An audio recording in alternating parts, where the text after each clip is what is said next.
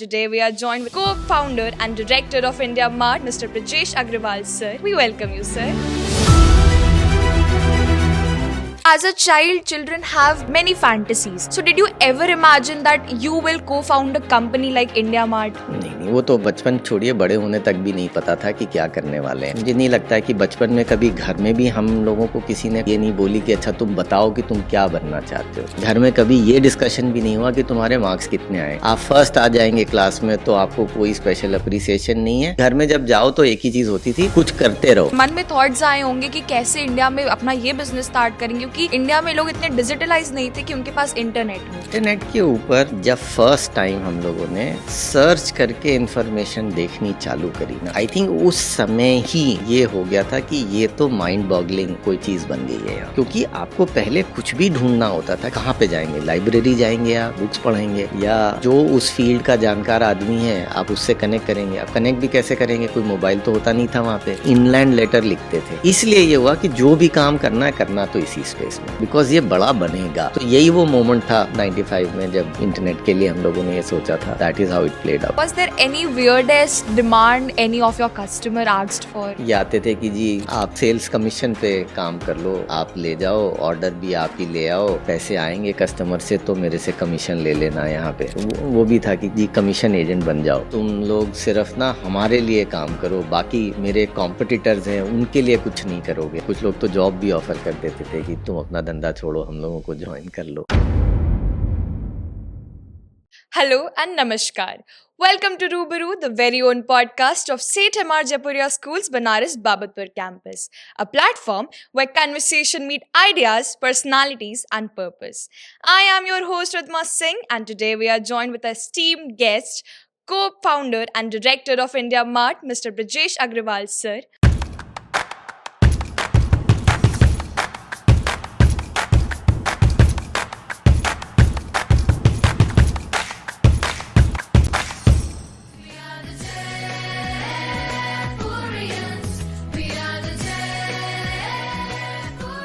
We welcome you, sir. Let's start with our first question. I want to ask, sir, could you tell us about your school life and how it shaped the journey you are on today? So, if I were to really talk about my school life, I will try and break it into three separate parts. One until class 4th, when I was at my hometown in Nanpara. Then between 5th and 8th, while I was at Birla Vidya Mandir, Nainital. And then 9th and 12th, when I was studying at St. Francis College, Lucknow.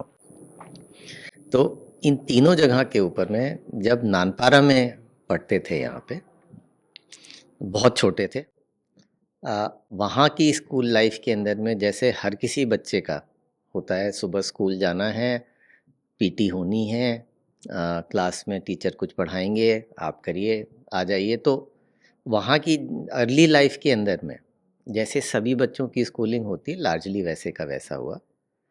जब थोड़े से बड़े हुए और hostel में चले गए नैनीताल के अंदर में, वहाँ की स्कूल लाइफ में अगर देखें तो डेफिनेटली 3-4 चीज़ें ऐसी हुई जो आज भी हम अपने साथ कैरी करते हैं। तो पहली चीज़ तो ये हुई कि जब आप नैनीताल जाते हैं एक प्लेन वाले एरिया से, तो फिज़िकली उस एनवायरनमेंट में एडजस्ट कर पाना बड़ा चैलेंजिंग होता है। और I used to be a part of the soccer team at the college. तो the routine used to be that we had to run down the hill and then come up the hill about 1.5 kilometer each side every morning. So basically 1.5 kilometre नीचे जाना है दौड़ते हुए और 1.5 kilometre दौड़ते हुए वापस आना है, नॉन स्टॉप, रुकना नहीं है बीच में यहाँ पे। तो जो फिजिकल डेवलपमेंट था उस एज में, जब हम क्लास 5th में थे, वो काफ़ी अच्छे तरीके से और काफ़ी सिग्निफिकेंट डेवलपमेंट अगर हम बोलेंगे तो वो हुआ। बिकॉज जब तक के you don't have a healthy body, it generally is very difficult to have a very healthy mind, right? तो वहाँ पे जो फिजिकल डेवलपमेंट था वो सबसे बड़ा सिग्निफिकेंट चीज़ रही, and generally you will carry that all through your life. दूसरी चीज़ जो सिग्निफिकेंट हुई वहाँ पे, मेरी हाइट सबसे छोटी थी अपने क्लास के अंदर में, तो जो हमारे टीचर थे उन्होंने हमारा नाम छोटू रख दिया वहाँ पे। बिकॉज़ हाइट सबसे छोटी थी, तो ऑब्वियसली छोटे बच्चों से सबसे ज़्यादा लोग प्यार भी करते हैं वहाँ पे। तो उसी प्यार-प्यार में हमारे हिस्ट्री के एक टीचर हुआ करते थे, वर्मा सर। उन्होंने एक नियम बना दिया था कि आप हर हफ्ते एक चैप्टर क्लास के सामने खड़े होकर के पढ़ के सुनाएँगे। तो वो पब्लिक स्पीकिंग से मेरा पहला इंट्रोडक्शन था। That was the first time which exposed me कि how to speak in front of 50 people, let's say, sitting in the class. Obviously आप गलती करेंगे तो शर्म आती है उस समय, तो जो डर होता है पब्लिक स्पीकिंग का वो धीरे करके निकलता चला गया। और इनफैक्ट वहीं से जो दूसरी चीज़ चालू हुई वो थी जो डिबेट्स करने का। तो वहाँ पे डिबेट्स ऑलमोस्ट हर मंथली बेसिस के ऊपर पे हो रही होती थी, inter school, inter hostel for example. तो उन डिबेट्स में अगेन वो पब्लिक स्पीकिंग की जो एबिलिटी थी वो धीरे करके और ज़्यादा पॉलिश होती चली गई। तो एक वो चीज़ आज भी कैरी फॉरवर्ड होती है यहाँ पे। Public speaking otherwise is very difficult for most people.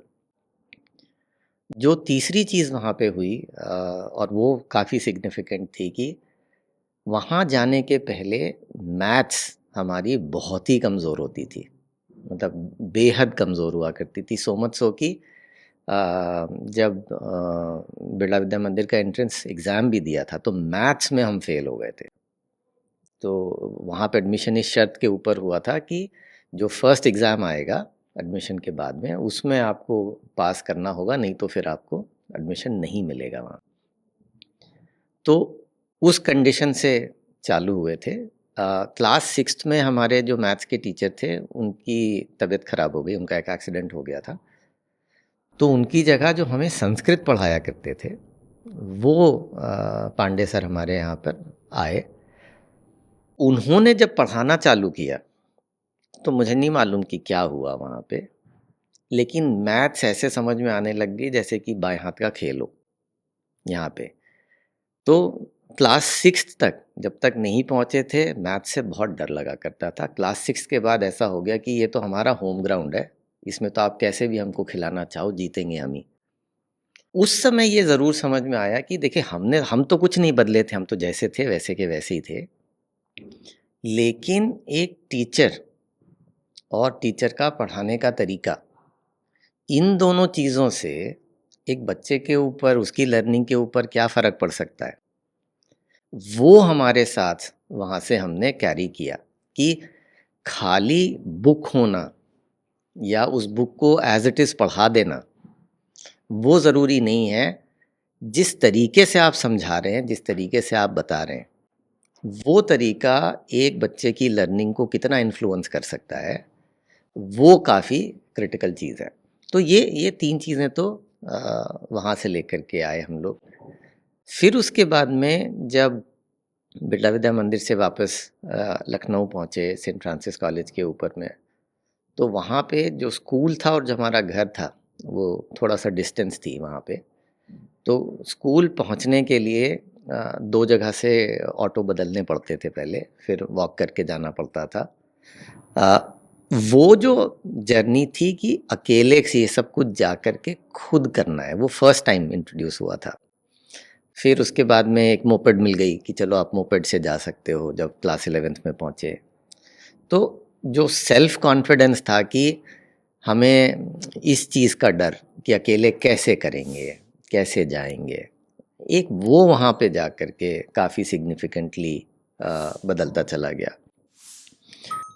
दूसरी चीज़ वहाँ पे अगेन ये हुई कि हमारी इच्छा थी कि हम कॉमर्स करें, जबकि घर में सबकी इच्छा ये थी कि कॉमर्स क्या करना है, वो तो यहाँ पे ही तुमको घर पे ही सिखा देंगे, तुम लोग साइंस कर लो। तो ठीक है, फिर साइंस करना है तो साइंस कर लेंगे। अब जब साइंस करने गए तो मन तो लगता नहीं था साइंस के अंदर में बिल्कुल भी वहाँ पे। तो केमिस्ट्री तो किसी भी तरीके से हो जाती थी, मैथ्स ऑब्वियसली अच्छी थी उस समय भी।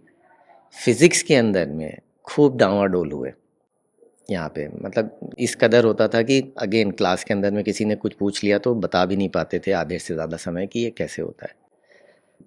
तो उसकी तैयारी, अब आप बोर्ड्स जाएंगे, बोर्ड्स तो आपको क्लियर करने हैं यहाँ पे, तो उसकी तैयारी करने के लिए जितनी मेहनत लगाई गई, जितना अटेंशन लगाया गया, एक वो चीज़ और भी थी जिससे ये कॉन्फिडेंस आया कि अगर कोई चीज़ हमारी कमज़ोर भी है तो अगर उसके पीछे लगेंगे तो उस कमज़ोरी को दूर किया जा सकता है, वो पॉसिबल है यहाँ पे।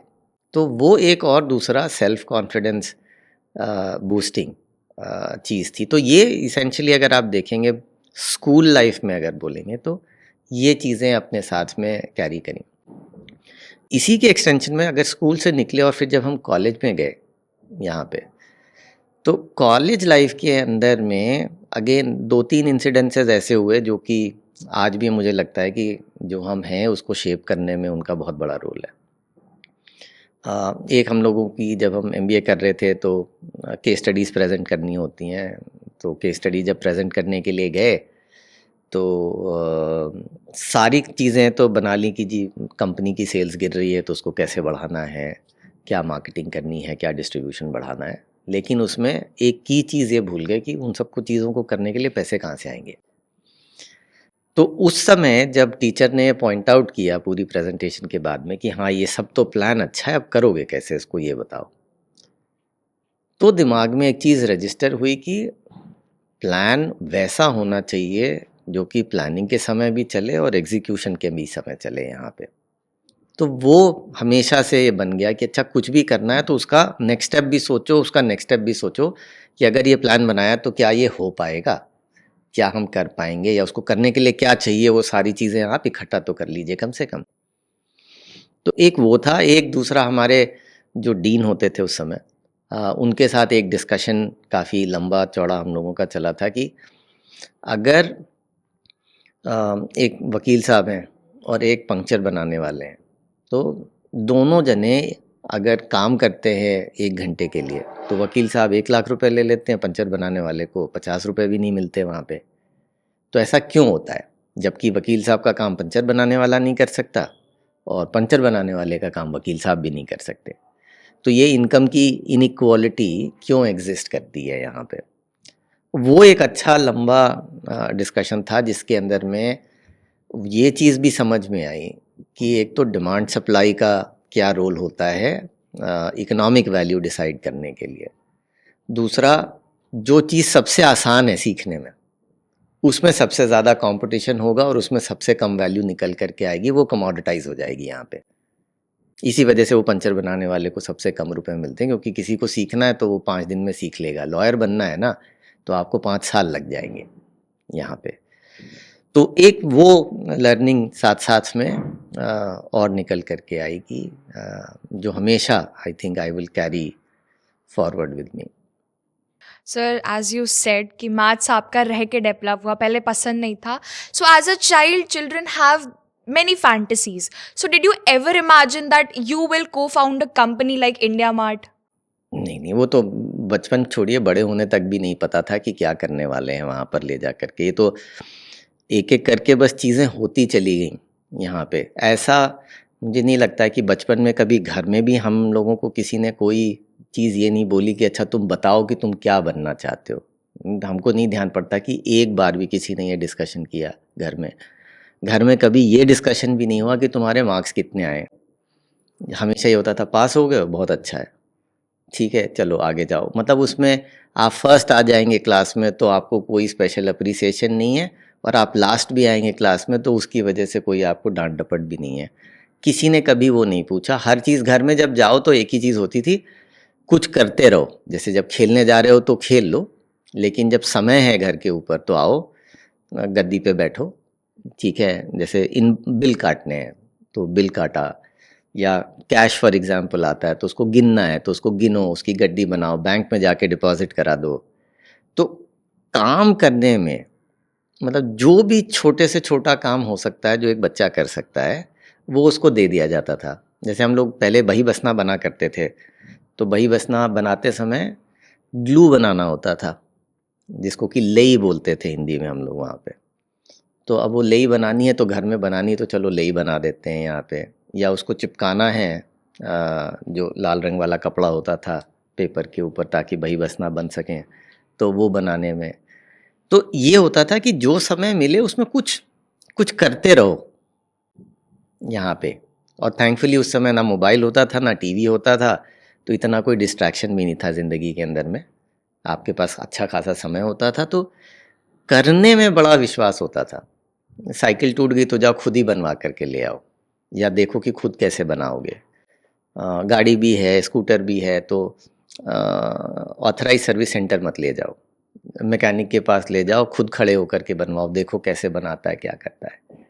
तो वो हम लोगों के यहाँ पे थोड़ा सा ज़्यादा चला करता था कि खुद करके देखो। तो वो करके देखो के अंदर में ये होता था कि ठीक है, कोई भी काम आएगा, देखते हैं करके, राइट। उससे घबराहट नहीं होती थी कि कैसे करेंगे, क्यों करेंगे, कहाँ पे जाएंगे। तो बस जैसे जैसे अपॉर्चुनिटी आती गई, थैंकफुली इंटरनेट भी आ गया, अपॉर्चुनिटी दिखी तो ये हुआ कि चलो जी इसको भी करके देखते हैं। यहाँ पे करने बैठे, अच्छा लगने लग गया, काम बड़ा होने लग गया। बट कभी पहले ऐसा कोई सोच विचार करने का कुछ था वो नहीं, वो तो एज थिंग्स इवॉल्व तभी आया वो।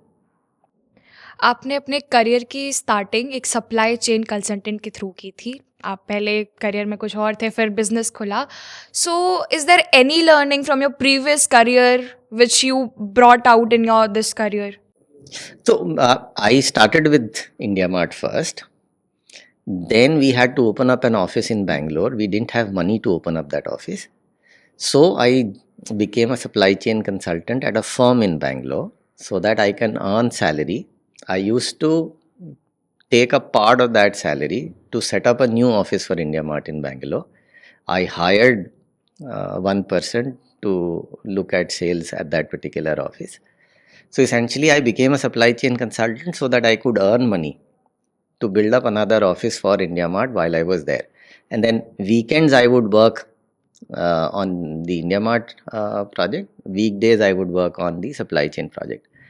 So having said this, obviously, some of the things that I also learned being a part of a German supply chain consulting company, and I would use the word German specifically because the amount of discipline and detail orientation that Germans have, at least I have not experienced it with many people.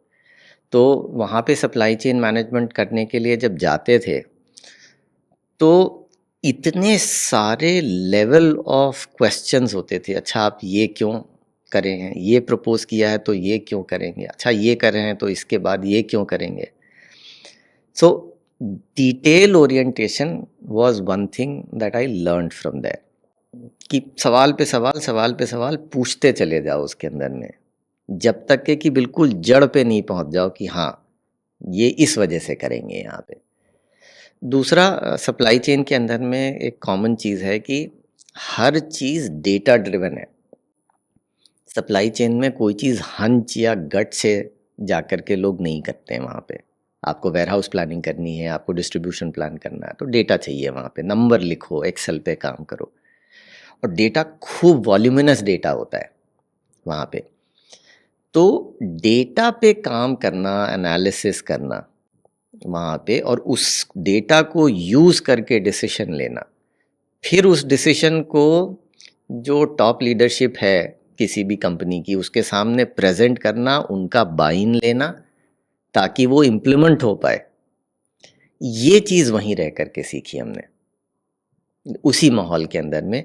इतना detail orientation पहले हमारे अंदर में नहीं था, इतना data driven decision making पहले हमारे अंदर में नहीं थी। ये तो वहीं से सीखी, क्योंकि वो एनवायरनमेंट ही ऐसा था वहाँ पे, हर चीज़ इसी के ऊपर बात हो रही होती थी यहाँ पे। So that was one learning that I carried from there. Sir, as you told, you started your career from India Mart itself.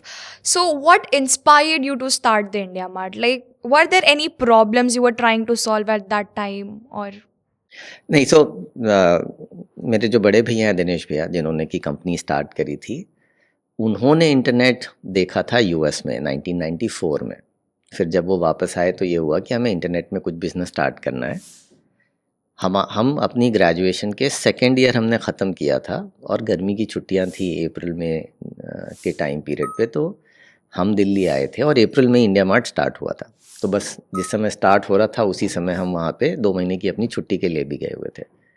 तो अब गए हुए हैं और स्टार्ट हो रहा है तो काम तो कर ही लो, सारा दिन खाली क्या बैठेंगे वहाँ पे। तो धीरे धीरे धीरे धीरे करके वेब पेजेस कैसे बनाने हैं, डिज़ाइन कैसे करना है, कंटेंट कैसे बनाना है, प्रपोजल्स कैसे बनाने हैं, फिर सेल्स मीट पे जाते थे कस्टमर्स के यहाँ पे, उनसे कैसे बात करनी है, कैसे कन्विंस करना है उन लोगों को।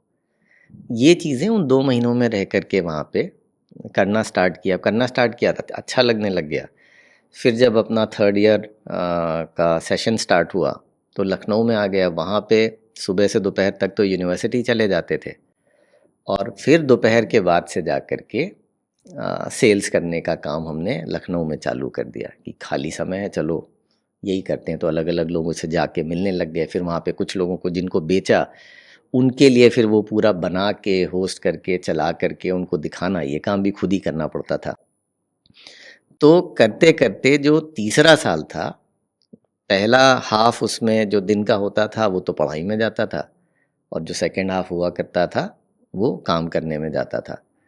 तो जब थर्ड ईयर ख़त्म हुआ तो फिर दिल्ली चले गए तो वहाँ भी फिर एमबीए जब ज्वाइन कर लिया तो पहला हाफ जाते थे पढ़ाई करते थे, दूसरा हाफ बैठ करके सारा टाइम काम कर रहे होते थे। तो मतलब इसी तरीके से बस वो सारा टाइम निकल गया पढ़ाई के समय का। तो ज़्यादा करके अगर आप देखेंगे तो काम पढ़ाई के साथ साथ चल रहा था। Effectively if you see I started working at the age of 19 and half. यहाँ पे हाँ जो सैक्रिफाइस करना था फिर वो सैक्रिफाइस करना था कि जो एज अ यूथ आप जा कर के दोस्तों के साथ घूम सकते हैं, मौज मस्ती कर सकते हैं, वो सब चीज़ें फिर छोड़नी पड़ गई थी। क्योंकि अगर आप मतलब पहले पढ़ेंगे और फिर काम करेंगे तो आपके पास समय तो बचेगा नहीं वहाँ पे। तो but this is how it actually started to shape up. उसी में मन लगता गया, काम बड़ा होता चला गया, धीरे धीरे धीरे धीरे धीरे करके तो बढ़ता गया। That is how it was. और एक बार आप जब काम में लग जाइए उसके बाद में ये होता है कि अगर ये काम चला नहीं तो घर पे जाके क्या मुंह दिखाएंगे कि हम नहीं कर पाए। आई थिंक वो एक ऐसी चीज़ है जो हमेशा से दिल में रही कि यार हमारे पास फेलियर का कोई चांस नहीं है। इसी को चेंज करते रहो। अगर एक चीज़ नहीं चल रही है तो दूसरा देखो, दूसरा नहीं चल रहा है तो तीसरा देखो, करते रहो। करना इसी में ही है। क्योंकि घर वालों को जाकर के ये नहीं बोलेंगे कि हमसे नहीं हो पाया यहाँ पे। और उससे परेशान भी नहीं होना कि अगर एक चीज़ करी नहीं चली तो क्या हुआ। नहीं है तो दूसरा देखो, दूसरा नहीं है तो तीसरा देखो। करते रहो जब तक कि ये नहीं मिल जाए कि हाँ ये चीज़ चलने वाली है।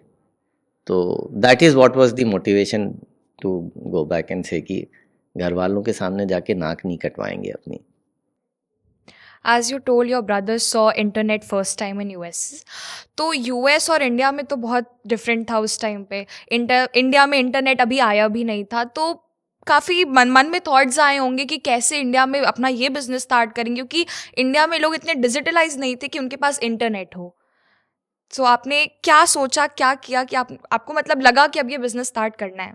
इंटरनेट के ऊपर जब फर्स्ट टाइम हम लोगों ने सर्च करके इंफॉर्मेशन देखनी चालू करी ना, आई थिंक उस समय ही ये हो गया था कि ये तो माइंड बॉगलिंग कोई चीज़ बन गई है यहाँ पे। क्योंकि आपको पहले कुछ भी ढूंढना होता था, किसी भी चीज़ के बारे में ढूंढना होता था तो आप क्या ढूंढेंगे?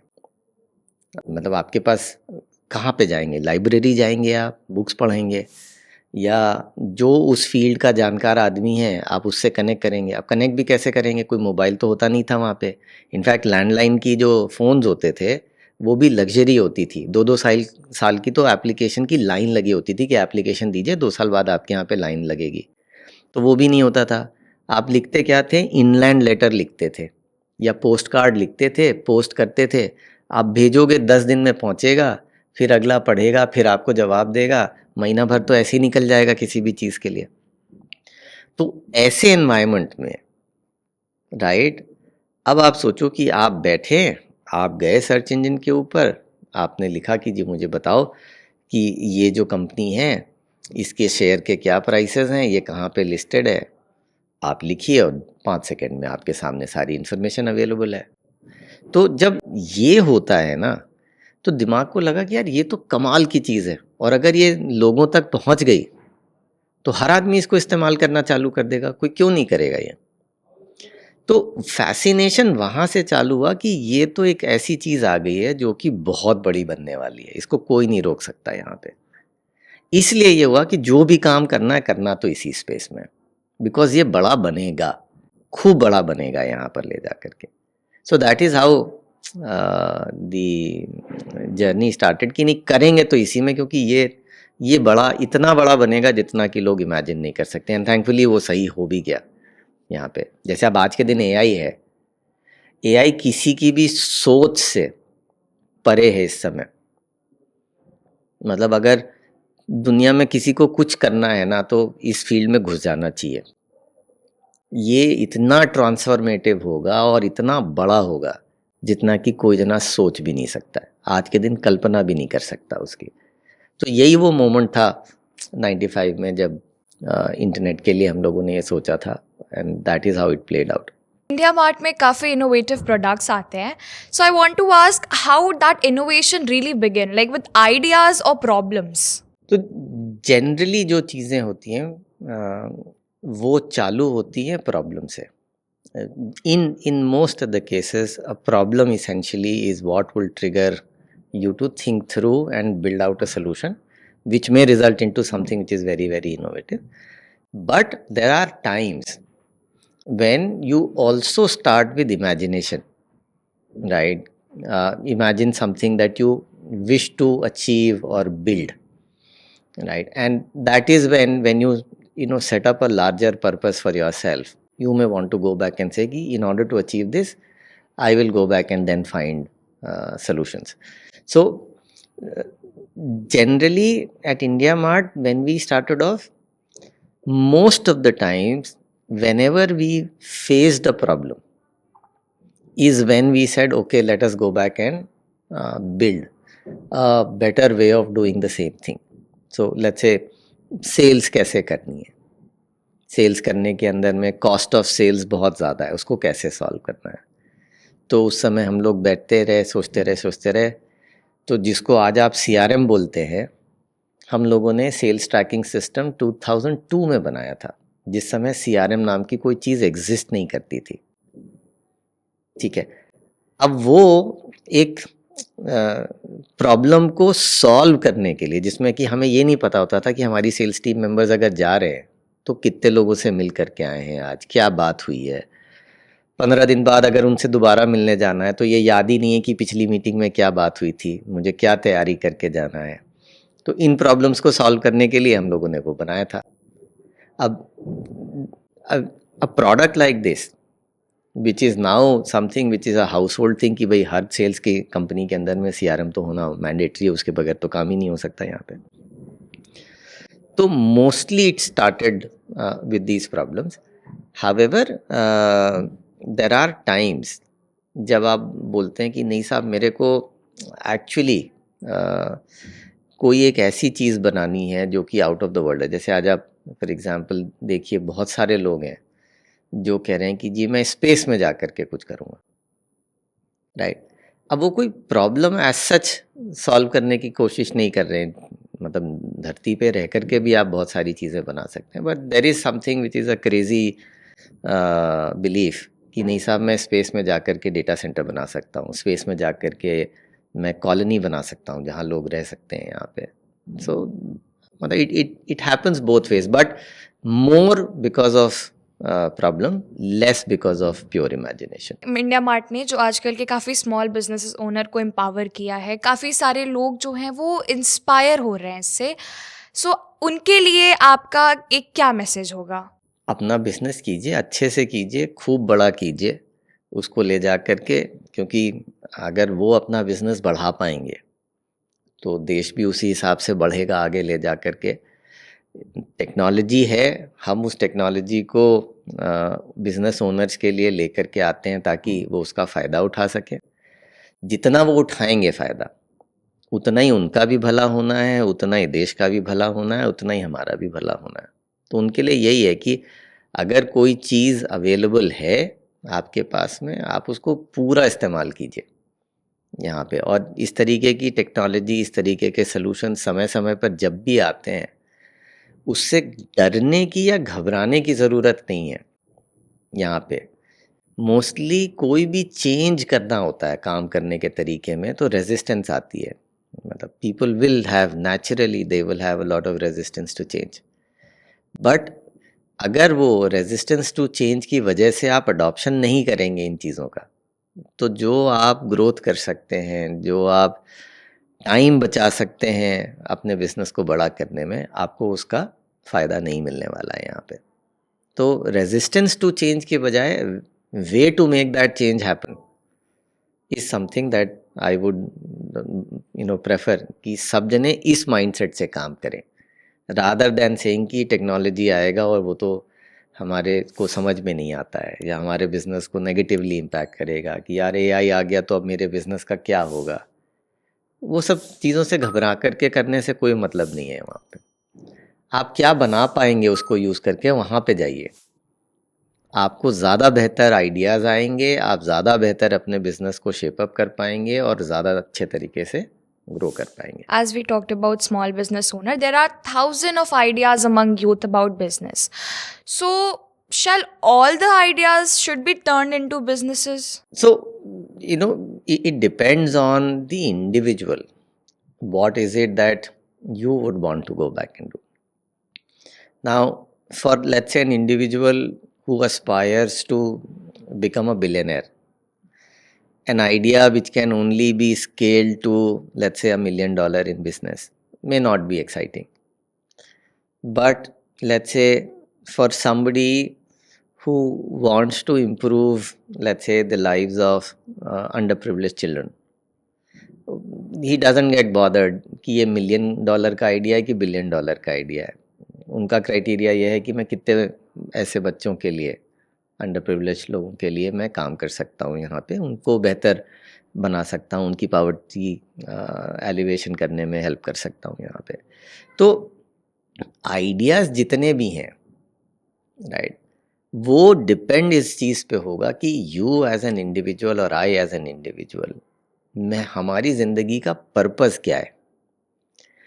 जो आइडिया आप अपनी ज़िंदगी का पर्पस नहीं बना सकते हैं वो नहीं करना चाहिए, क्योंकि हर चीज़ के पीछे अगर आप लगेंगे तो हो सकता है कुछ चीज़ें इमीडिएटली चल जाए, कुछ चीज़ों को ट्वीक करना पड़े, तब जा कर के चलें, राइट। तो शुरुआत करने के लिए और उस जर्नी में जाने के लिए आप तभी डटे रहेंगे जब आपके पास कोई ठोस कारण होगा कि क्यों। जैसे मैंने बताया ना कि हमारे को ये कोई ऑप्शन ही नहीं था कि घर वापस आके बोल दें कि साहब ये काम नहीं चलेगा। क्यों? क्योंकि शर्म आएगी खुद को ये बोलने में कि हमसे नहीं हो पाया।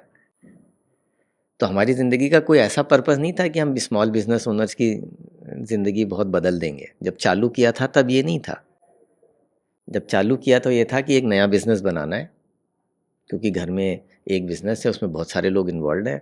दादाजी ने बोला एक दूसरा बिज़नेस बनाओ, तो बनाना है यहाँ पे, ठीक है। बट उसके साथ में मन के अंदर में आप उसको ईगो बोल लीजिए, चाहे कुछ भी बोल लीजिए, कि यार हम हारा हुआ मुँह लेकर के वापस नहीं जाएंगे यहाँ पे। तो हमारा पर्पस बस वही था, और वो इतना स्ट्रॉन्ग पर्पस था कि हमारे लिए से पहले 6 महीने ना 1 भी रुपए की सेल नहीं हुई। अब आप सोचिए कोई 26 साल का है, कोई 20 साल का है, उस समय आप चालू करें और 6 महीने तक आपको कोई बिजनेस नहीं मिले। आप 100 जगह पे जाए, 50 लोग तो ये कह करके आपको ऑफिस से बाहर निकाल दें कि तुम क्या बात कर रहे हो इंटरनेट, मुझे तो पता ही नहीं है इसके बारे में यहाँ पे, ठीक है, तुम लोग फ्रॉड करने के लिए आए हो, पैसे ले लोगे भाग जाओगे यहाँ से, राइट। तो आसान नहीं है किसी के लिए भी ये रिजेक्शन संभाल पाना वहाँ पे। बट हमारे पास तो रिजेक्शन संभालने के अलावा दूसरा ऑप्शन भी तो नहीं है ना वहाँ। हमने अपने लिए वो ऑप्शन नहीं बना रखा था। तो जब आप अपने लिए एक पर्पस बना लेते हैं, या आप बना लेते हैं कि नहीं साहब मेरे पास रिजेक्शन हो चाहे सक्सेस हो, मेरे को तो जाना यहीं पर ही है, बढ़ना यहाँ पे, वापसी का रास्ता नहीं है एक तरीके से, तो आप उस हिसाब से उस डायरेक्शन में बढ़ते हैं। तो हम लोगों ने अपना वापसी जाने का रास्ता पहले बंद कर दिया था, तो अब आगे बढ़ने का ही बस ऑप्शन था इस रास्ते जाओ, इस रास्ते जाओ, इस रास्ते जाओ, ये करो, वो करो, यही ढूंढो। ये नहीं कह सकते कि जी हो नहीं सकता यहाँ से, ये नहीं कह सकते कि हमसे नहीं हो सकता। ठीक है, ये नहीं हो सकता तो दूसरी चीज़ करेंगे, दूसरा नहीं हो सकता तो तीसरा करेंगे यहाँ पे। एंड थैंकफुली घर परिवार की तरफ से इतना सपोर्ट ज़रूर था कि खाने पीने के लाले नहीं थे। ठीक है कि जी भाई आपको 2 टाइम का खाना चाहिए तो खाना मिल जाएगा आपको। उन्होंने कभी उस चीज़ की कमी नहीं होने दी। तो इतना नहीं था कि जी मेरा एक काम नहीं चला तो कल के दिन हम तो रहेंगे ही नहीं यहाँ पे। राइट, खाने का इंतज़ाम था, इतना था कि हाँ आप रह सकते हो एक नॉर्मल सी रेगुलर लाइफ जैसी है। कोई लग्ज़री नहीं मिलेगी बट आप मरोगे भी नहीं। तो that is how we went about this. Rejection was part of your struggle, तो अब इतने नहीं रिजेक्शन नहीं, कोई स्ट्रगल नहीं है, देर इज़ नो स्ट्रगल। ये स्ट्रगल वाली जो राम कहानियाँ हैं ये सब स्टोरी टेलिंग है, बाद में इमोशनली लोगों को इंस्पायर करने के लिए। आप जब कोई चीज़ बनाने के लिए जाते हो तो ये सोच करके थोड़े ही जाते हो कि मैं इसलिए जा रहा हूँ कि मैं आज बहुत स्ट्रगल करूँगा और कल फिर कुछ बहुत अच्छा हो जाएगा तो लोगों को अच्छा लगेगा ना। कोई जना ये सोच करके नहीं जाता कि जी मैं आज बहुत स्ट्रगल करूँगा कल फिर बहुत अच्छा होगा। कोई स्ट्रगल नहीं करना चाहता है। आप पहले तो जाते हो ना कि भाई मैं आसानी से कैसे कर सकता हूँ कोई भी चीज़। वो तो जब रास्ते में चीज़ें आती हैं तब आप डिटर्मिन होते हो कि नहीं साहब मेरे को स्ट्रगल करना है कि नहीं करना है यहाँ पे ले जा करके। करेक्ट। तो मतलब आप कभी भी उस नज़रिए से मत देखिए कि हमने स्ट्रगल किया और फिर बाद में जा कर के कुछ सक्सेस मिल गई। नहीं, ऐसा कुछ नहीं है। हर किसी को जिसको सक्सेस मिली हुई है यहाँ पे उसने कभी ना कभी स्ट्रगल किया है। जिसको सक्सेस नहीं मिली है उसने भी स्ट्रगल किया हुआ है। हर जना करता है। हमने तो नहीं देखा किसी ऐसे इंसान को कि जिसको ज़िंदगी में कभी कोई तकलीफ़ ना हुई हो या उसको स्ट्रगल नहीं करना पड़ा हो या रिजेक्शन नहीं झेलना पड़ा हो उनको। किसी कोई भी जना ले लीजिए आप, सबसे नामी गिरामी अमीर लोगों को ले लीजिए और सबसे गरीब बच्चे को ले लीजिए, कहीं पर भी नहीं, सबके साथ में होता है। हर जगह मिलेगा आपको। तो स्ट्रगल वगैरह का तो आप छोड़ दो, स्ट्रगल कहीं का कोई स्ट्रगल नहीं होता है यहाँ पे। बस हाँ, आप एज आई सेड आपका पर्पस होना चाहिए। अगर पर्पस है और इतना स्ट्रांग है कि आप उस पर डटे रहोगे उसको करने के लिए तो आप करते जाओगे, फिर स्ट्रगल वगैरह की ध्यान नहीं करोगे आप। सो इतने रिजेक्शंस के बाद आपको आपके पहले जो 100 कस्टमर्स थे सक्सेसफुल आपका बिजनेस बनाने के लिए फर्स्ट स्टेप जो था वो आपको कैसे मिले? तो हम लोगों का एक रूटीन क्लियर था वहाँ पे। और ये चीज़ हम लोगों ने अपने दादाजी से सीखी थी वहाँ। तो उन्होंने क्या बताया कि जैसे हम लोग के कस्टमर्स नहीं आ रहे थे तो ऑब्वियसली हम लोग वो थे परेशान। तो दादाजी ने कहा अच्छा परेशान नहीं हो, पहले हमको एक दो चीज़ बताओ फिर हम देखते हैं कि क्या करना है। तो एक सवाल उन्होंने पूछा कि देखो तुम लोग जो कर रहे हो वो तो हमको मालूम नहीं कि क्या है। हमको नहीं मालूम कंप्यूटर, हमको नहीं मालूम इंटरनेट। जो भी कर रहे हो उससे कभी किसी का फ़ायदा होगा?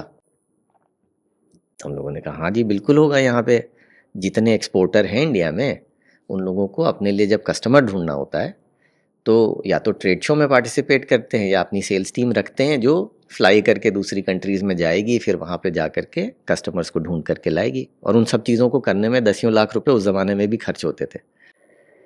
और जब इंटरनेट पे जाएंगे तो ये तो बहुत कम पैसे में खर्चा करके और ये बायर्स ढूंढ सकते हैं, तो फ़ायदा तो होगा। तो उन्होंने कहा अच्छा चलो ठीक। फिर उन्होंने कहा कि अच्छा ये बताओ कि ये जो फ़ायदा होगा ये तुमको लगता है कि फ़ायदा होगा या जिनसे तुम मिल के आए हो उनको लगता है कि फ़ायदा होगा? ठीक है कि भाई जिस कस्टमर के पास आप गए थे सामान बेचने के लिए क्या उसको भी लग रहा था कि हाँ ये फ़ायदा हो सकता है हमको, या सिर्फ तुम अपने मन में ख्याली पुलाव पका रहे हो कि हाँ इससे फ़ायदा होगा?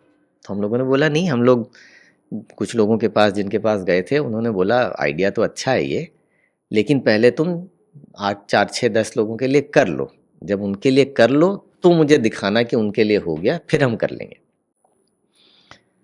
तो जब ये सुना उन्होंने तो उन्होंने बोला कि देखो अब तुम खुद ही कह रहे हो कि जो करते हो उससे किसी का फ़ायदा होना है। दूसरा ये तुम नहीं मान रहे हो, खाली जिनसे तुम मिले उन्होंने भी तुमको बोला कि जी 10 लोगों के लिए करके दिखा दो तो फिर हम भी ले लेंगे। तो अब एक ही चीज़ बची कि पहले वो 10 लोग आएंगे कहाँ से ले जा करके। तो उन्होंने कहा कि देखो दुनिया के अंदर में अर्ली बिलीवर्स जो होते हैं वो रहते ही रहते हैं। अब तुमको उनको ढूंढना है और ढूंढने का एक ही तरीका है, तुम जाते रहो, मिलते रहो, बार बार मिलते रहो किसी के पास में, 1 बार 2 बार 10 बार जाते रहो, वहाँ पे लेकर के जाओगे, अपने बारे में बताओगे, कोई अपडेट करोगे उनको ले जा करके, उन्हीं लोगों में से कोई अर्ली अडॉप्टर्स तुमको मिलेंगे। तो वहाँ पे अभी आपको नहीं मालूम है कि क्या एग्जैक्ट तरीका है जिससे अर्ली अडॉप्टर ढूंढ लोगे, तो सीधे ब्रूट फोर्स के साथ में जाओ। जितने 1,000 लोगों से मिलना 1,000 लोगों से मिलो, 2,000 से मिलना 2,000 से मिलो, मिलते रहो वहाँ पर जा करके। उनमें से जब अर्ली बिलीवर आ जाएंगे तो ये जो बाकी फेंस पे बैठे हुए लोग हैं फिर धीरे धीरे धीरे करके तुम्हारे वो कस्टमर्स बनते चले जाएंगे। और मतलब फाइनली हुआ भी वैसे ही। जो हम लोगों के फर्स्ट कस्टमर बने थे उन्होंने 6,000 रुपये हमें इस बात पे दिए थे कि तुम हमारे यहाँ पे 4-5 बार आ चुके हो, ठीक है, हमारे मना करने के बावजूद भी तुम आ रहे हो और बार बार हमको बता रहे हो, तो इतना तो हमको भरोसा है कि तुम पैसे लेके भागोगे नहीं, कुछ तो करोगे, बस इसलिए हम तुमको ये पैसे दे रहे हैं, चलो करो, हम तुम्हारे पहले कस्टमर बनेंगे। मिले भी ऐसे ही। अब बार बार उनके सामने गए, बार बार कॉन्सेप्ट सिखाया, कुछ कुछ बना करके ले जाके उनको दिखाने की कोशिश करी, माना वो इसी बात के ऊपर माना कि भाई तुम लोग में परसीवरेंस तो है, ऐसा नहीं है कि जी मना किया तो भाग गए। So that is how we started to get our first few customers. मतलब ऑलमोस्ट 2 साल लग गए हम लोगों को 100 कस्टमर बनाने में, बट बन गए वहाँ से। Stories with customers are really overwhelming. Sir, like customer काफ़ी अच्छे होते हैं, कभी काफ़ी funny भी होते हैं. So was there any weirdest demand any of your customer asked for? हाँ हाँ, खूब सारे आते हैं वहाँ पे अलग अलग टाइम पे। ये आते थे कि जी आप सेल्स कमीशन पे काम कर लो, आप ले जाओ, ऑर्डर भी आप ही ले आओ, कस्टमर भी आप ले आओ, फिर जब पैसे आएंगे कस्टमर से तो मेरे से कमीशन ले लेना यहाँ पे। वो भी था कि जी कमीशन एजेंट बन जाओ, या तुम लोग सिर्फ ना हमारे लिए काम करो, बाकी मेरे कॉम्पिटिटर्स हैं उनके लिए कुछ नहीं करोगे, अगर मेरे लिए बनाओगे वेबसाइट तो दूसरों के लिए कुछ नहीं करोगे, या आपने अगर मेरे लिए बना दिया तो जितने भी मेरे बिजनेस से रिलेटेड, प्रोडक्ट से रिलेटेड कीवर्ड्स हैं उस पे बस हम ही आने चाहिए, दूसरा जना नहीं आना चाहिए। बहुत सारी चीज़ें होती थी वहाँ पर ले जा कर के। कुछ लोग तो जॉब भी ऑफ़र कर देते थे कि तुम अपना धंधा छोड़ो, हम लोगों को ज्वाइन कर लो। तो बहुत बहुत तरीके के लोग आते हैं, मिलते हैं, वो मिलते रहेंगे, ज़िंदगी भर मिलते रहेंगे वो लोग। Your main motive was to serve people. What was that? My main motive was not to serve people. As I said, we started off with the thing कि हमको एक बिज़नेस बनाना है, क्योंकि घर में ना बहुत सारे लोग थे और एक बिज़नेस में बहुत सारे लोग अगर लगे रहेंगे तो लड़ाई झगड़ा होगा और कुछ नहीं होगा वहाँ पे। तो ये था कि भाई दूसरा बिज़नेस बनाओ ताकि एटलीस्ट जो घर के बच्चे हैं वो दूसरी चीज़ों के अंदर में जा कर के इन्वॉल्व हो। और बिज़नेस मतलब मारवाड़ी ख़ानदानों के अंदर में बिज़नेस इसलिए नहीं बनाया जाता कि हमें दूसरों का भला करना है, वो इसलिए बनाया जाता है कि हमें अपना भला करना है पहले ले जा कर के, हमें पैसे कमाने होते थे, राइट। चालू मोटिवेशन वहीं से था। धीरे धीरे करके जैसे जैसे बिज़नेस बनता चला गया तब उसमें ये चीज़ आई कि जो तरीका हमने अपनाया पैसे बनाने के लिए, उस तरीके से जो फ़ायदा हो रहा है हमारे कस्टमर्स का, वो फ़ायदा सिर्फ ट्रांजैक्शनल फ़ायदा नहीं है। यहाँ पे उस फ़ायदे के अंदर में उन लोगों के लिए भी ऐसी इनॉर्मस ग्रोथ अपॉर्चुनिटीज़ निकल करके आ गई जो कि अनबिलीवेबल सी थी, तो वो बाद में निकल करके आई। ये पहले सोच करके नहीं चालू किया था कि जी इससे तो लोगों की दुनिया बदल जाएगी। सोच करके तो ये चालू किया था कि अगर उसको कस्टमर मिल गया तो जो पैसे उसने हमें दिए हैं उसकी वैल्यू उसको मिल जाएगी, और अगर उसको वैल्यू मिलती गई तो हमें कस्टमर मिलते जाएंगे और हमारा बिजनेस बढ़ जाएगा। तो मतलब हमारा ऐसा कोई इंटेंशन कहीं पर भी नहीं था कि हम मतलब I will make the world a very great place. नहीं नहीं, ऐसा कुछ सपना लेकर के नहीं चले थे। सिंपल सपना था, बिजनेस करना है, पैसे कमाने हैं और पैसे कमाने का जो रास्ता है वो ये है कि दूसरे का अगर वो पैसे कमाएगा जो मेरा कस्टमर है तो मुझे भी दे देगा. That is how it started. आपको ये रियलाइज़ हुआ कि आपका जो बिज़नेस है लोगों को बेनिफिट कर रहा है समहाउ, तो वो ऐसा कौन-सा मोमेंट था जिसमें आपको ये चीज़ रियलाइज़ हुई कि जो आपका बिज़नेस है is somehow benefiting other people not just your business outcomes? मैं देता हूँ. आई थिंक 2011 की बात है ये, which is almost 15 years after we started the business. एक दिन हम ऑफिस में बैठे हुए थे तो रिसेप्शन से फ़ोन आया कि आपसे कोई मिलने के लिए आए हुए हैं. तो मैंने बोला नहीं, मेरी तो आज कोई मीटिंग नहीं है किसी से भी यहाँ पर स्केड्यूल्ड. तो उन्होंने बोला नहीं, ये तो एक बुज़ुर्ग हैं, वो कह रहे हैं कि आपसे मिलना है और वो कह रहे हैं कि नहीं, उनको चाहे 10 मिनट के लिए समय दे दीजिए लेकिन आप मिल लीजिए. पता नहीं वो, मतलब हम जनरली अगर किसी को नहीं जानते तो मिलने मिलने का हम नहीं करते थे. उस दिन क्या मन में आया, हम चले गए वहीं पर रिसेप्शन पे कि कौन आया देखते हैं ये. तो एक अच्छे, आई थिंक 60-65 साल के बुज़ुर्ग थे. बिकॉज़ बड़े थे तो मैंने कहा कि चलो कम से कम ये आए हैं तो मान सम्मान के लिए एक बार 10 मिनट बैठ जाते हैं. तो बैठे तो बैठने के बाद उन्होंने कहा कि देखिए साहब, हम आपका ना ज़्यादा समय नहीं लेंगे. हम आपसे मिलने के लिए इसलिए आना चाहते थे कि हमारे पूरे घर भर में हम लोग सब नौकरी पेशा लोग हैं. हमारे घर में कभी किसी ने कोई काम नहीं किया था. मेरा पोता है जो कि अभी सिर्फ 24 साल का है, वो अपना ग्रेजुएशन करके जब आया तो उसने बोला कि जी हम अपना ये काम चालू करना चाहते हैं.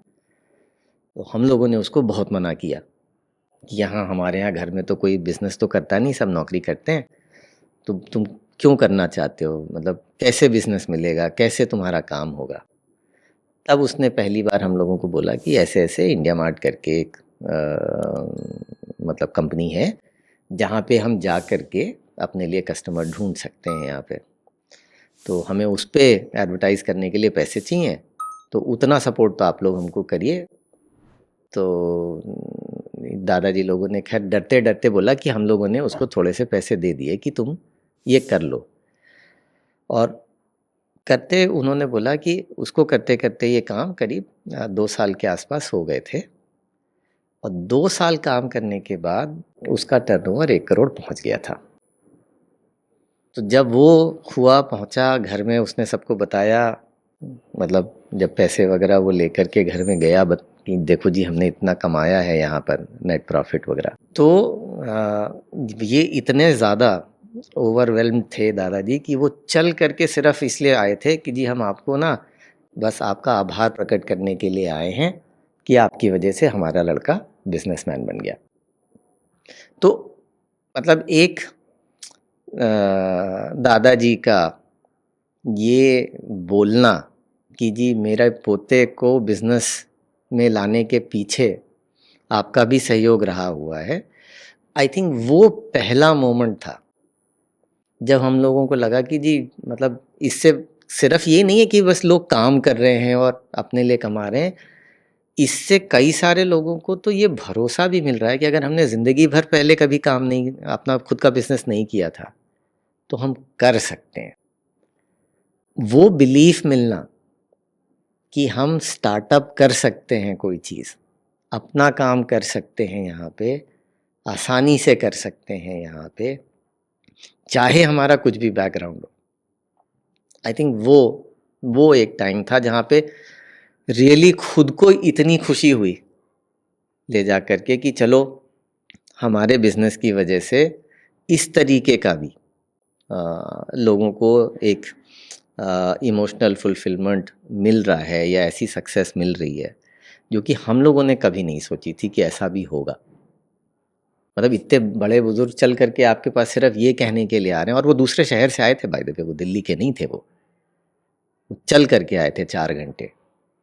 बस वो इतने ही, बस 10 मिनट के लिए बैठे और फिर वो चले गए. तो ये वो मोमेंट था. सर होता क्या है, जो यंग बिजनेस ओनर्स होते हैं वो काफ़ी, कुछ लोग काफ़ी हड़बड़ी में होते हैं, कुछ लोग काफ़ी पेशेंट होते हैं.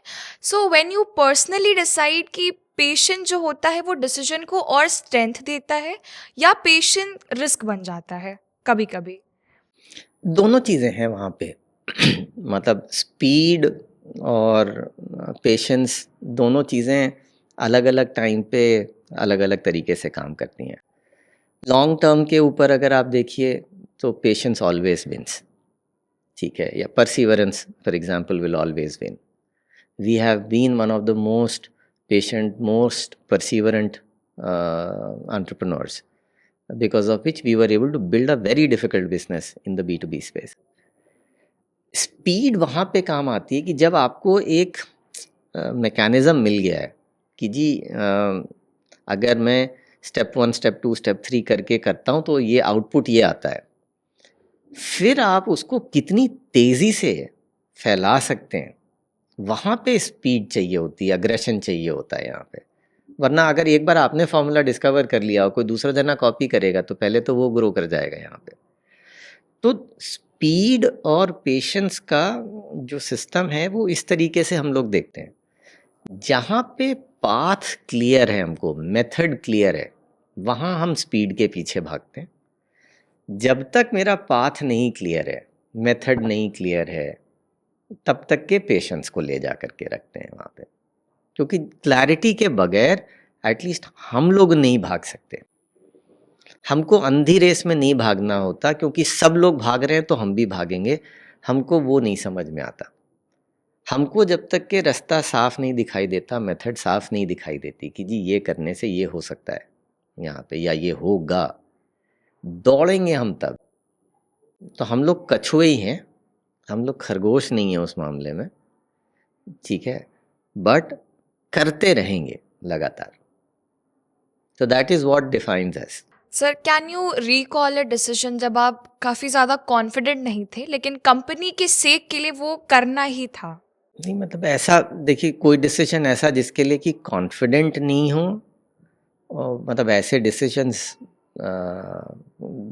लेते भी नहीं है खुद के लिए। हाँ, कई बार ये ज़रूर होता है कि लेट्स से 4 लोग बैठे हुए हैं, 4 में से साहब 2 जने बहुत कॉन्फिडेंट हैं कि ये चीज़ होगी, और 2 जने उतने नहीं कॉन्फिडेंट है उसके बारे में, ठीक है। तो मान लीजिए ऐसा सिचुएशन है जिसमें मैं नहीं कॉन्फिडेंट हूँ बट बाकी लोग कॉन्फिडेंट हैं। यहाँ पे डिबेट होती रहेगी, आखिरी में होता है कि अच्छा आप करना क्या ये बताओ।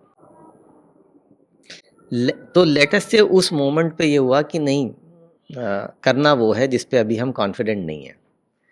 तो बस वो वहीं तक का होता है। अगर उस रूम में डिसीजन ये ले लिया गया कि करना ये है, तो अब मेरा कॉन्फिडेंस है कि नहीं है सब किनारे हो जाता है वो। अब तो फिर फुल कॉन्फिडेंस के साथ जब करना यही है तो इसके पीछे ही जाओ। तो उस पॉइंट तक कॉन्फिडेंट नहीं होते हैं जब तक कि डिसीजन नहीं हो जाता है। डिसीजन अगर ले लिया तो फिर उसके बाद पलट करके ये नहीं सोचते कि नहीं साहब मैं तो पहले से कह रहा था, ये डिसीजन क्यों लिया ना। फिर तो कलेक्टिव डिसीजन है, ले लिया तो ले लिया, अब आगे बढ़ो।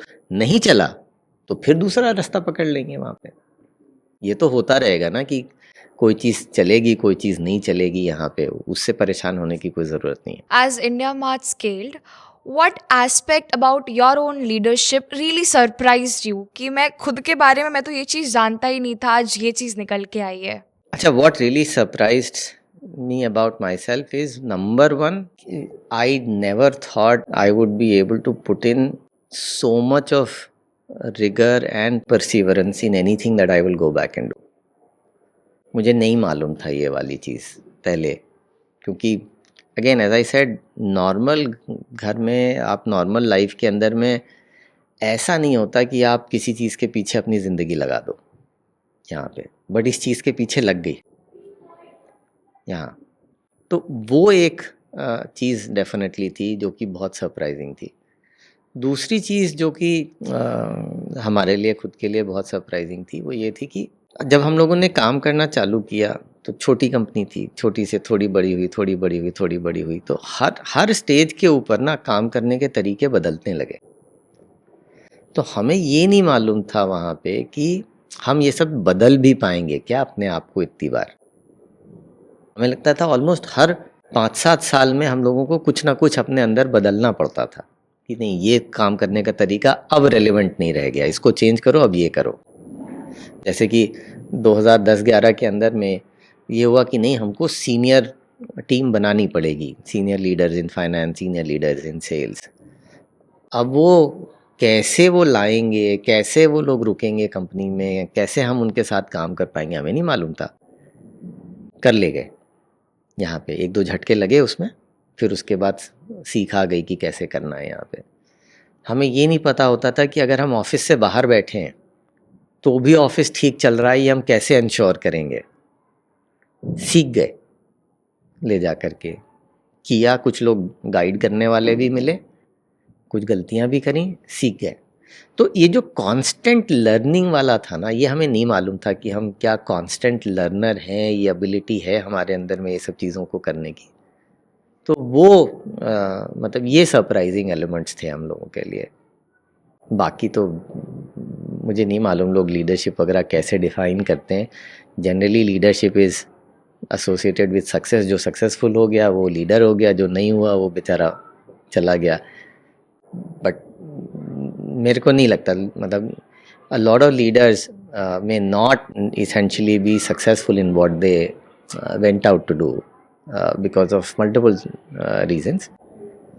But for me, leadership typically has been how have we evolved with times, how have we evolved with the business.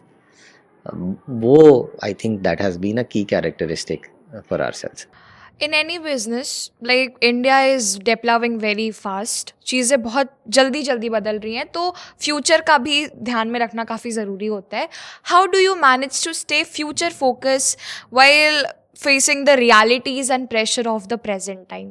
तो देखिए, whatever situations are evolving, you obviously have to be fairly well read about what is happening in the world. Until and unless you are well read or you spend time in figuring out what is happening economically, what is happening socially, what is happening geopolitically, what is happening in terms of technology.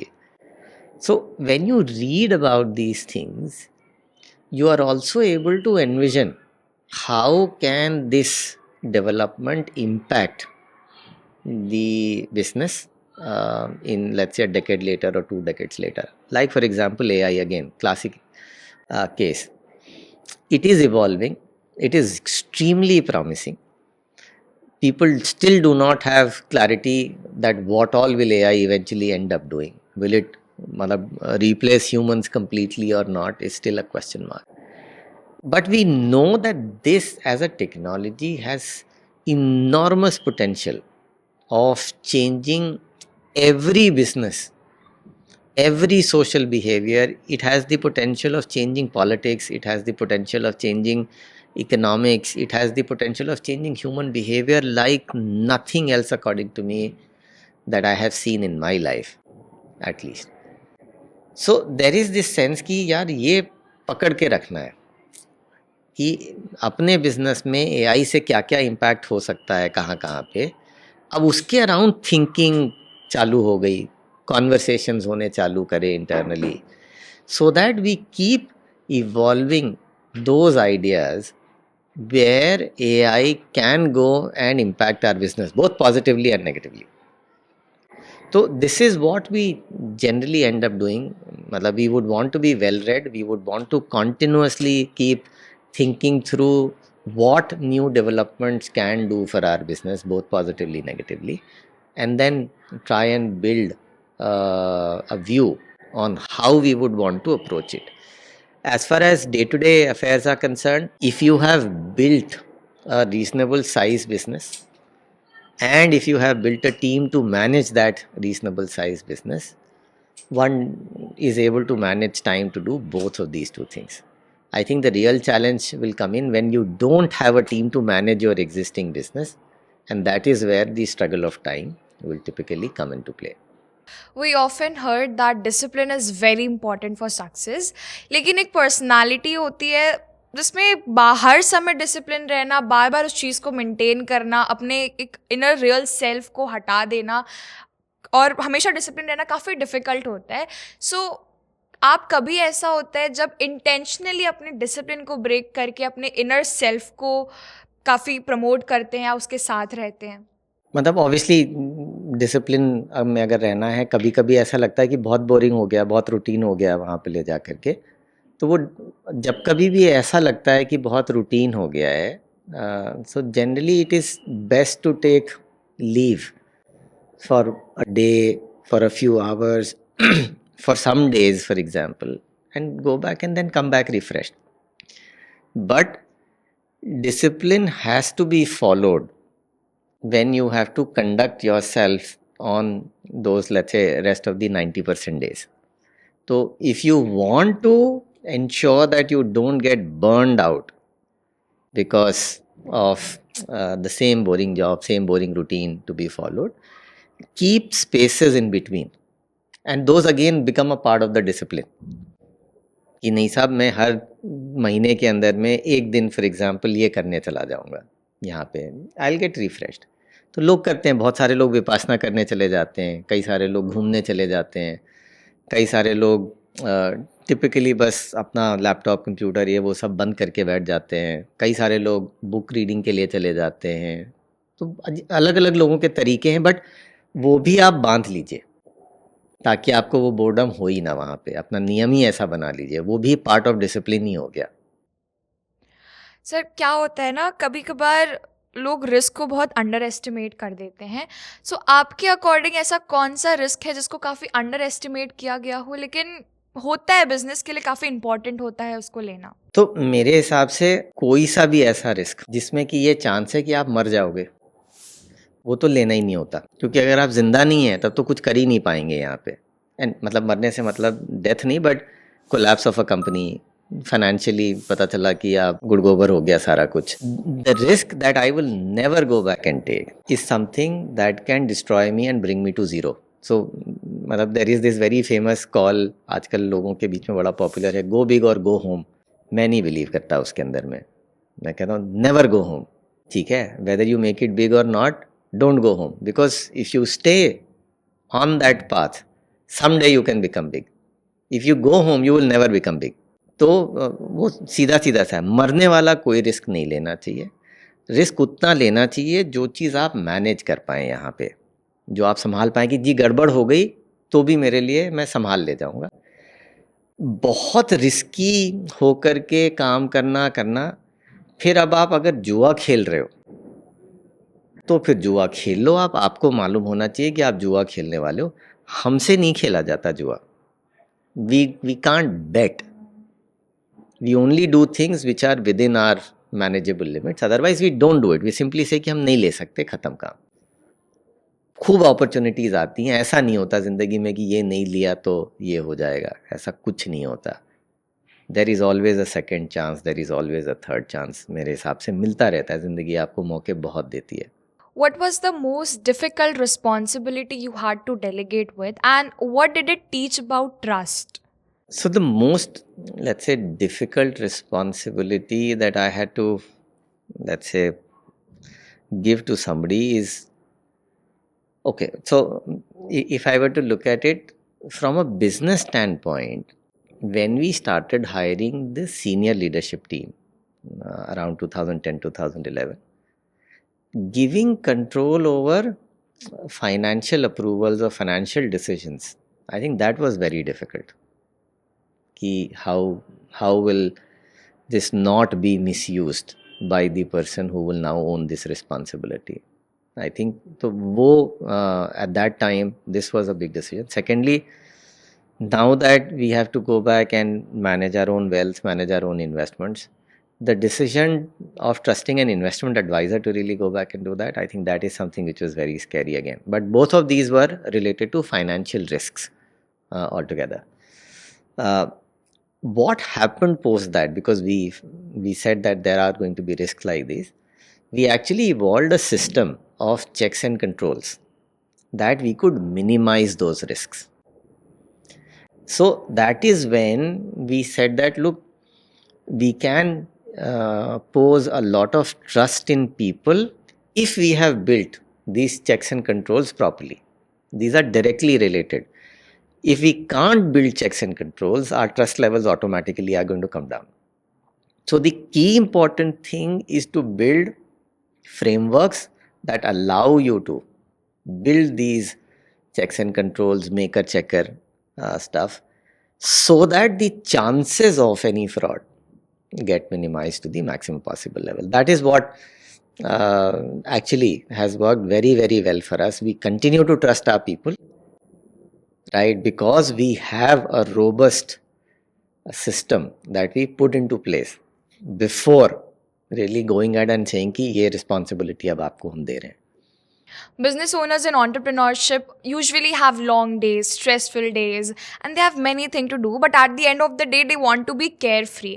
So, what's your personal reset button after a very long day? So one is to spend time with children at home. Second is to have a good meal. And third, typically, I would generally remain up for about an hour and a half or so after having my meal when there is nobody around, right? And I may just simply put on the television, watch random stuff, listen to it because I want to free up my mind there. In the morning, I generally prefer to do breathing exercises so that I can, keep my head absolutely clear. Right? These are things that I typically go back and do to maintain my sanity. As you were a kid, everyone have their inner child inside them. So, what's the moment when your inner child laughed at you and you were like, नहीं ऐसा ऐसा तो मैं कभी था नहीं, आज मैं ऐसा बन गया हूँ.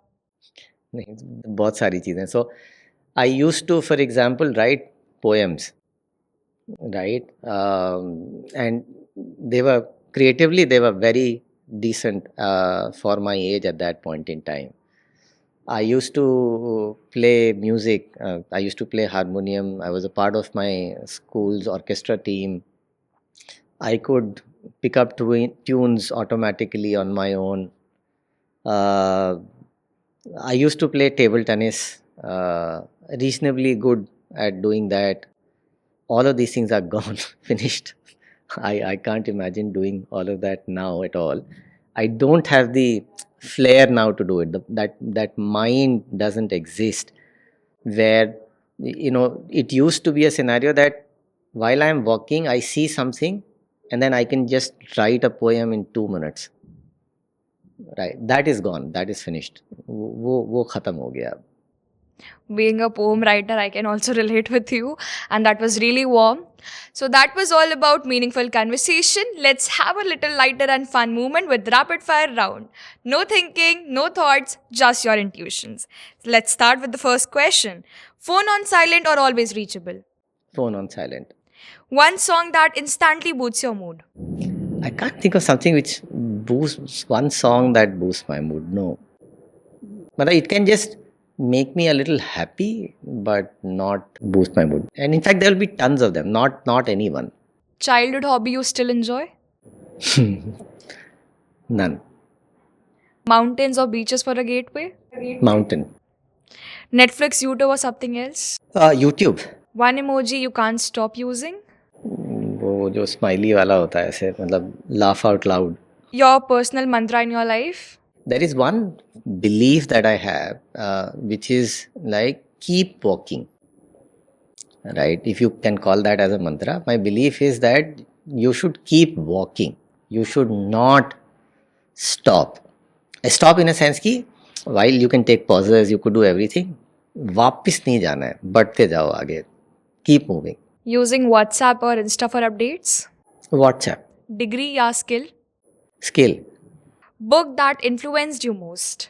So I can't recall a specific, let's say, book per se, but there is a collection of all the stuff that Vivekanand had actually written about.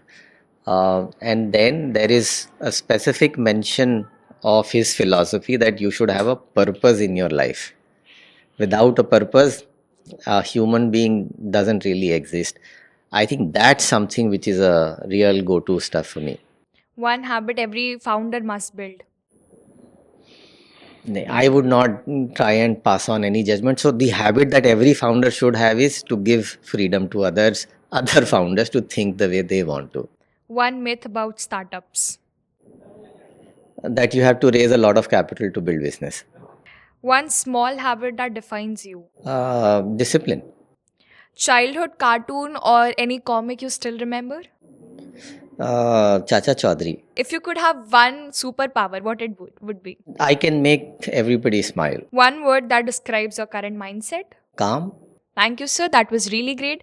And with that, we come to end of today's discussion. The conversation was filled with perspective, ideas, purpose and honest thoughts around entrepreneurship and leadership. अगर आप भी एक entrepreneur बनना चाहते हैं तो हमारे podcast को जरूर like, share and subscribe करें. If this added value for you, do comment your favorite part. And now, we are even on Spotify. Go and search it out. Thank you. This is Ridhima Singh signing off. Sayonara. Till then, keep learning, keep growing.